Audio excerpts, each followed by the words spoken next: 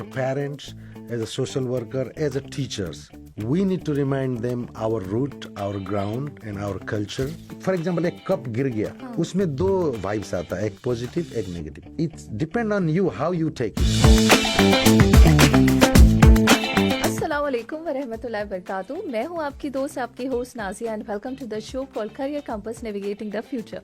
दोस्तों, एक लाइन तो आपने सुनी होगी कि कर्म कर और फल की चिंता ना कर. पर आज का दौर ऐसा है, बड़ी इम्पल्सिव से एटीट्यूड हमारा हो चुका है. हमें कर्म करने से पहले ही फल की चिंता होती है. तो ऐसे में क्या लगता है आपको, क्या हम कहीं ना कहीं अपने उद्देश्य से, जो परम उद्देश्य है, उससे भटक जाते हैं? आज के इस एपिसोड में मैं आपको ले चलूँगी एक बहुत ही स्पिरिचुअल जर्नी की तरफ. यहाँ पर हम प्रोफेशन की बात नहीं करेंगे, बल्कि उस पैशन की बात करेंगे जो कहीं ना कहीं मिसिंग है और जिसकी आवश्यकता सोसाइटी को है, आज भी है और आने वाले टाइम में तो शायद बहुत ज़्यादा हो, because of the advancements of technology. आज हमारे साथ हमारे बीच गेस्ट मौजूद हैं. हम वेलकम कहना चाहेंगे कृष्णा पंथी जी को ऑन FM 107. ओके, तो शुरुआत हम इसी चीज़ से करना चाहेंगे कि आप हमें बताइए, एक जो ट्रेट है एम्पैथी की, वो स्टूडेंट्स की लाइफ के लिए क्यों बहुत ज़्यादा महत्वपूर्ण है? ये बहुत ज़रूरी है.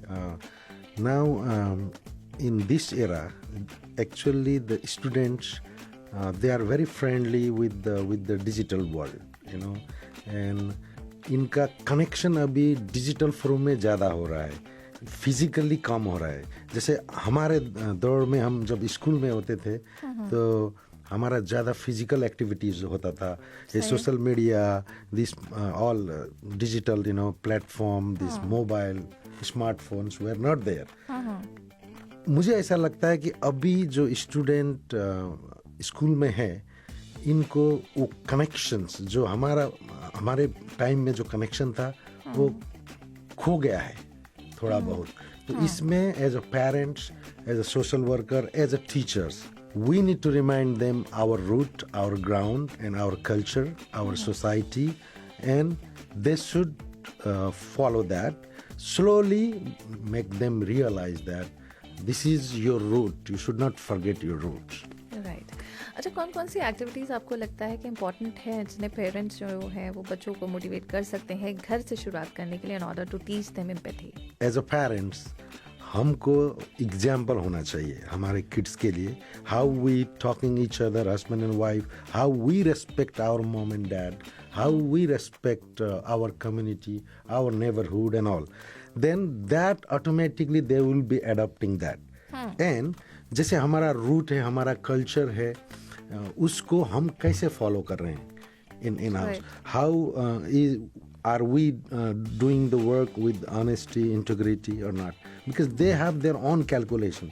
Sometimes our kids are beyond us, you know, Yes. in digital world, or if you throw one topic, they can talk 30 minutes, you know, with flow. They are good at that, but मुझे ऐसा लगता है कि बच्चों talent हैं, लेकिन उनको अभी टाइम आ गया है हम उनको रियलाइज कराएं. अच्छा, मुझे बताइए कि एम्पैथी का जो भाव है वो कैसे स्टूडेंट्स की एकेडमिक परफॉर्मेंस को भी जो है वो प्रभावित करता है? मेजरली इट विल इम्पैक्ट, क्योंकि अभी स्कूल्स में इसका वर्कशॉप होना जरूरी है.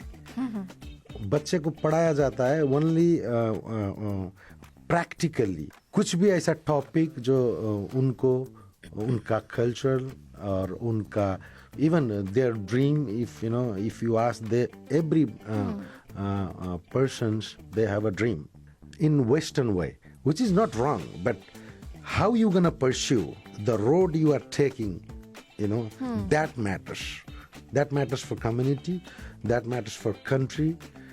That's why in schools we should have a practically focusing on cultural and their dreams. अच्छा, इनिशियली मैंने एक वाक्य बोला कि कर्म करो, फल की चिंता ना करो. Yes. इस वाक्य की महत्वता को कैसे बच्चों को समझाया जा सकता है?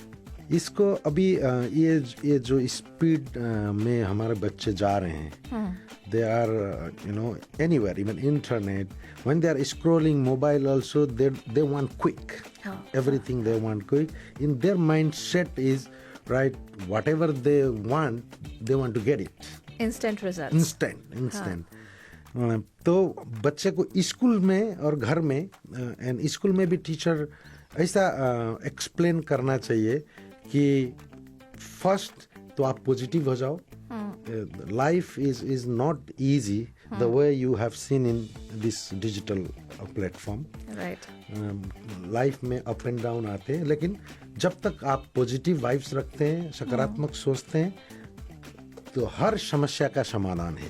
पहले क्या बोलते थे पेरेंट्स की, कुछ आपको फाइनेंशियली सिचुएशन हो तो बच्चे को नहीं बोलना चाहिए, बच्चे को पता नहीं होना चाहिए.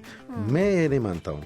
मेरा आप बात करेंगे तो मैंने हमेशा मेरा बच्चे को एज अ कम्युनिटी लीडर मैं जहाँ भी जाता हूँ तो मैं मोटिवेट का बात करता हूँ और पॉजिटिवली जो मैं अभी कर रहा हूँ श्रमिक के लिए, जितने भी केसेस इधर आ रहे हैं, जो इशू हो रहा है, even at the night we are going, even some of my colleague they ask, why this much, इतना करके क्या मिलता है. मैं एक ही बात बोलता हूँ, मुझे आत्मसंतुष्टि और नींद अच्छा आ जाता है. अच्छा, सामाजिक कार्य को करने के लिए आपको प्रेरणा कहाँ से मिली? एक स्टोरी, शॉर्ट स्टोरी मैं बताऊंगा. जी जी. मैं क्लास 8 में पढ़ता था, तो मैं हमेशा स्कूल, मैं गवर्नमेंट स्कूल में पढ़ा हूँ, तो वो एग्जाम फी होता था only, other fee there was no fee. तो वो एग्जाम फी के लिए मैं हमेशा डेली पूछता था मेरा डैड से. तो उन्होंने बोला okay, day after tomorrow you will get it. तो वो सुबह मुझे अभी भी याद है, मैं स्कूल ड्रेस में फादर का पास गया था. फादर का पास पॉकेट में पैसा था, तो वो देने वाले थे. उसी टाइम एक बुजुर्ग आदमी आ गए और बोले कि मेरा बहू का अभी लेबर स्टार्ट हो गया, तो I need money in village. I am from the mid west of Nepal. तो मेरा फादर ने मुझे देने वाले पैसे उनको दे दिया.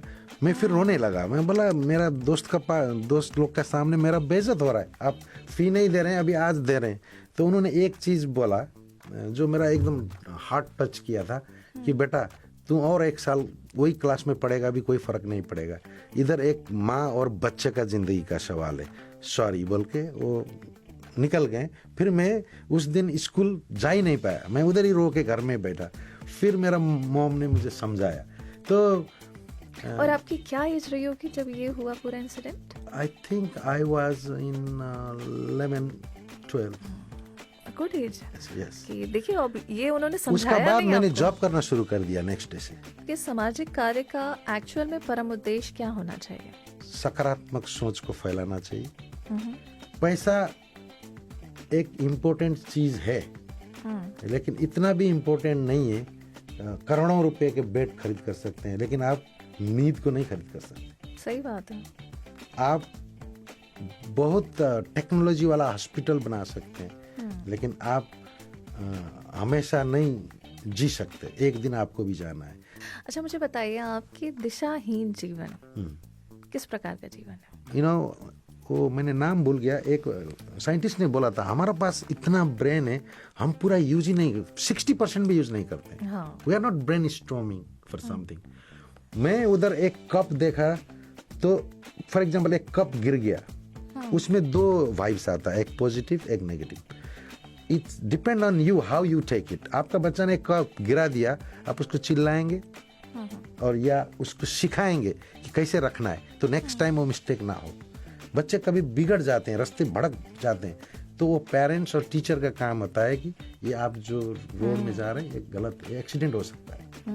सो thank you so much for taking out this time and talking to us. बहुत शुक्रिया, धन्यवाद, आपने वक्त निकाला और बहुत अच्छी बात की.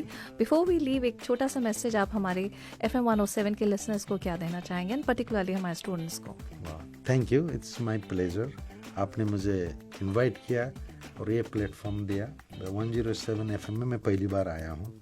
To all the student and their parents as well, बच्चे को भी इज्जत करें और बच्चे भी बड़े को इज्जत करें, और हर चीज़ को सकारात्मक लें. बच्चे को फ्रीडम दे दें, लेकिन आप पॉलिश करना चाहिए बच्चे को. और बच्चे को हमेशा उनका रूट, उनका कल्चर रिमाइंड कराना चाहिए. Thank you. शुक्रिया. Thank you ji.